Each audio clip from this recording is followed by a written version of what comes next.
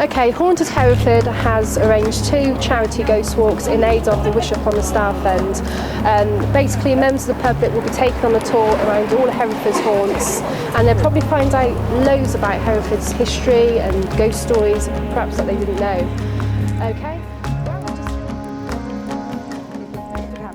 Right, I'm sure you're all familiar with the old house. It was built in roughly 1621, possibly by John Abel, who was the King's official carpenter.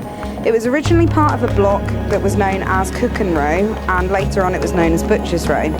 In the late 17th century, the town's council decided that the reason for all the disease and everything was nothing to do with the slaughtered pigs in the gutter and rats everywhere, but they decided it was because of all the old buildings and that's where the germs were. So they started pulling everything down. By about 1862, this was the only building left, and we believe that's down to a resistant tenant. In about 1868, a banking group bought the old house, and then it later became Lloyd's Bank.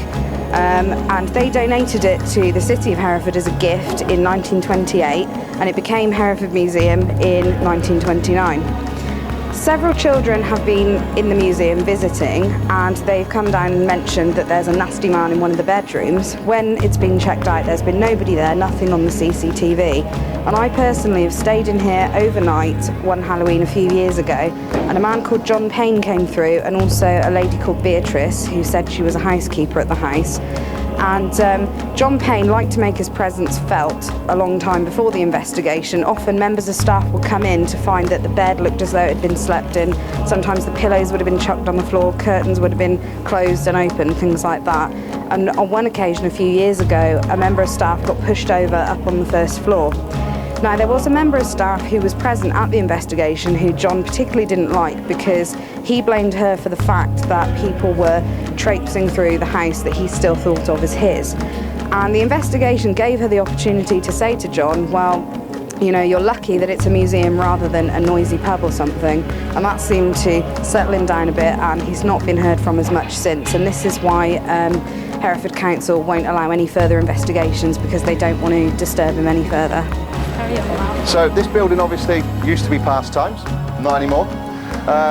Now the stories I've been told for this place is it was believed to be haunted by a monk. Now the monk was affectionately nicknamed Charlie. He was called Charlie, and he used to move stock on the first floor stock room. He used to move things off the shelves. Used to get icy cold spots in here. Other paranormal activity I'm sure you can fill us in on.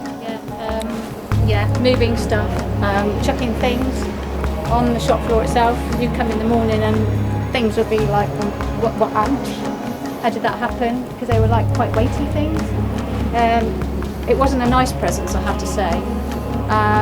And the first experience I had coming in to do an early morning delivery at Christmas time at 5 o'clock in the morning, opening this door, which was at the door at the bottom of the stairs, and saw it at the top. As he went through the door at the top of the stairs, I thought, oh heck.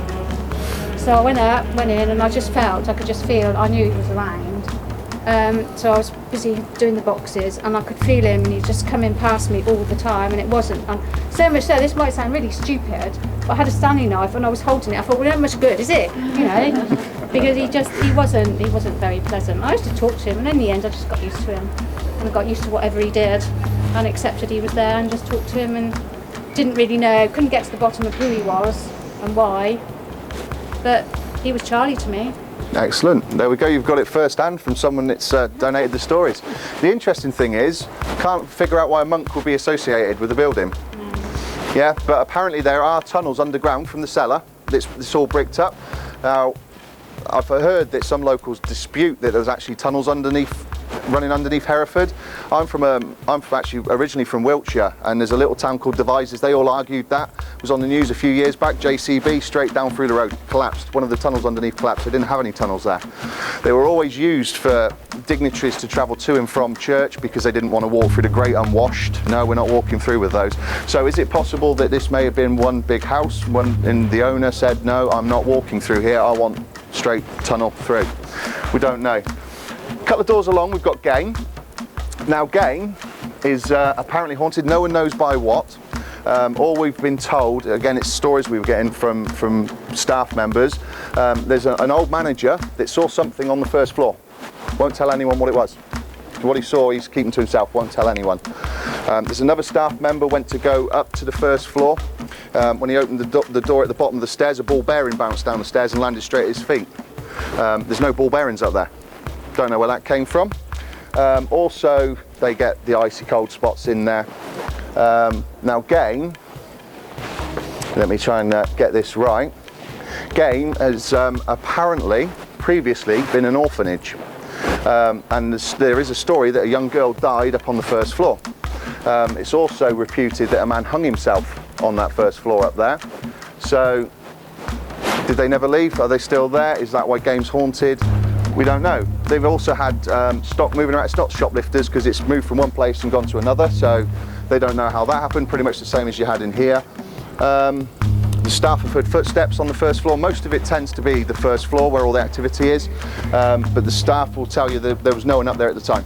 Absolutely no one up on that first floor, and they've heard footsteps, bangs, all sorts of noises up there, and there's no one there. They'll go to investigate, there's no one up there. Again, a little bit of history that I do know, used to be a hosier's. Back in 1909, it was Fleming, Reed and Ampco Limited.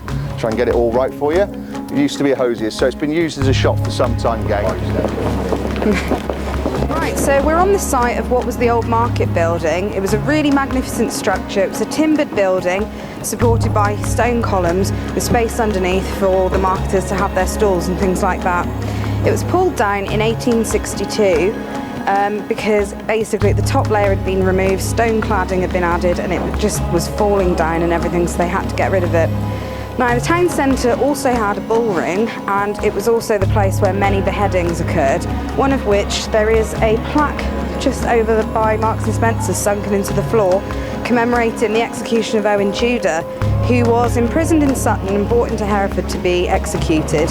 And it's said that he was really, really handsome. So one of his female admirers took his head after the beheading, had his face washed, his hair combed, and stuck it up on the market cross surrounded by candles so everybody could come and just enjoy his handsomeness, although I can't imagine he would have looked particularly fetching after that. The timber building above New Look, that used to be an apothecary or chemist.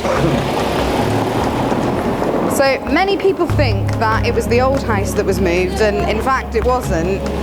It was this building that was moved in 1965, and they did it so that they could construct all these buildings. The building was wheeled along and it was parked next to the old house for about 18 months, which is why people get the two confused. And apparently in that 18 months there was a lot of paranormal activity and things until the building was replaced, and then it kind of died out.